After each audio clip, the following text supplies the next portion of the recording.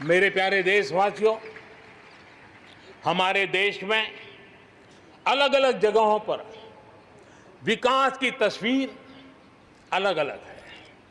कुछ क्षेत्र बहुत आगे हैं, कुछ क्षेत्र बहुत पीछे हैं।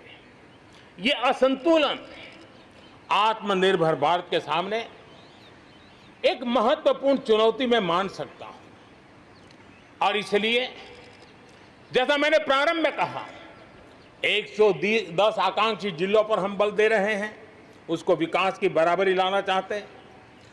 हम विकास के इकोसिस्टम बनाना, कनेक्टिविटी को सुधारना, ये हमारी प्राथमिकता है। अब आप देखिए, हिंदुस्तान का पश्चिमी भाग और हिंदुस्तान को मध्य से देखिए, हिंदुस्तान का पूर्वी भाग, पूर्वी उत्तर प्रदेश हो, बिहार हो, बंगाल हो, नॉर्थ ही हो, उड़ीसा हो, ये सारे हमारे क्षेत्र हैं। अपार संपदा है, प्राकृतिक संपदा के भंडार है। यहाँ के लोग सामर्थ्यवान है, शक्तिवान है, प्रतिभावान है, लेकिन अवसरों के अभाव में ये क्षेत्र हमारे असंतुलन रहा है। और इसलिए हमने अनेक नए कदम उठाए। ईस्टर्न डेडिकेटेड फ्रेट कॉरिडोर हो, पूर्व में गैस पाइपलाइन से जोड़ने की बात हो, नए रोड रेल का इंफ्रास्ट्रक्चर खड़ा करना हो, वहाँ नए पोर्ट बनाने हो, यानी एक प्रकार से पूरा डेवलपमेंट के लिए जो इंफ्रास्ट्रक्चर का खाका होना चाहिए, बड़ा होलिस्टिक तरीके से विकसित हम कर रहे हैं, ताकि हमारे क्षेत्र भी विकास की दिशा में। उसी प्रकार से लेह लद्दाख, करगिल, जम्मू कश्मीर, एक क्षेत्र, एक प्रकार से इस क्षेत्र को एक वर्ष पूर्व 370 से आजादी मिल चुकी है। एक साल पूरा हो चुका है। ये एक साल जम्मू कश्मीर के एक नई विकास यात्रा का बड़ा महत्वपूर्ण पड़ाव है। ये एक साल वहां महिलाओं को, दलितों को मूलभूत अधिकारों को देने वाला कालखंड रहा है। ये हमारे शरणार्थियों को गरिमापूर्ण जीवन का भी एक साल रहा है।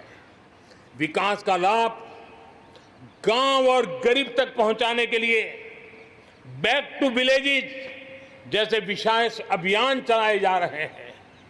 आयुष्मान योजना को बेहतरीन तरीके से आज जम्मू कश्मीर, लद्दाख के क्षेत्र में उपयोग किया जा रहा है।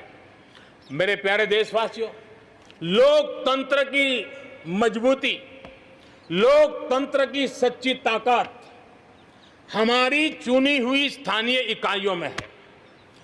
हम सभी के लिए गर्व की बात है कि जम्मू कश्मीर में स्थानीय इकाइयों के जनप्रतिनिधि सक्रियता और संवेदनशीलता के साथ विकास के नए युग को आगे बढ़ा रहे हैं।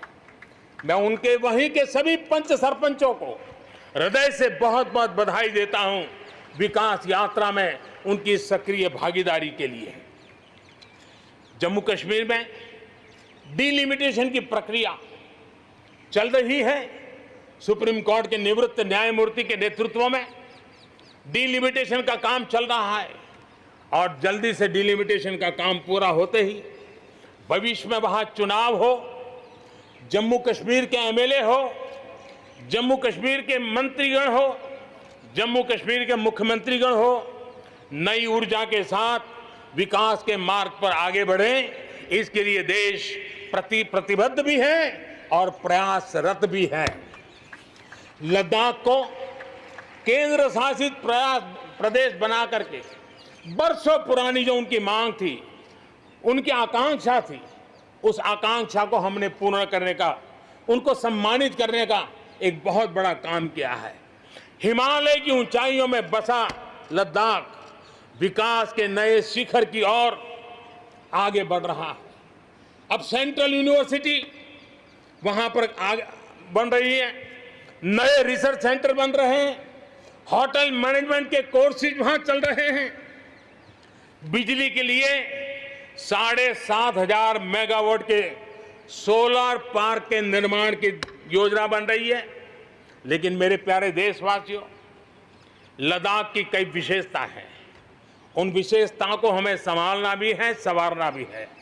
और जैसे सिक्किम ने, हमारे नॉर्थ ईस्ट में सिक्किम ने अपनी एक ऑर्गेनिक स्टेट की पहचान बनाई है, वैसे ही लद्दाख, लेह, करगिल, ये पूरा क्षेत्र हमारे देश के लिए कार्बन न्यूट्रल इकाई के रूप में उसकी पहचान बना सकता है। और इसके लिए भारत सरकार वहां के नागरिकों के साथ मिलकर के एक नमूना रूप, प्रेरणा रूप कार्बन न्यूट्रल और वो भी विकास का मॉडल, वहां की आवश्यकताओं की पूर्ति वाला मॉडल, उस दिशा में हम आगे बढ़ रहे हैं।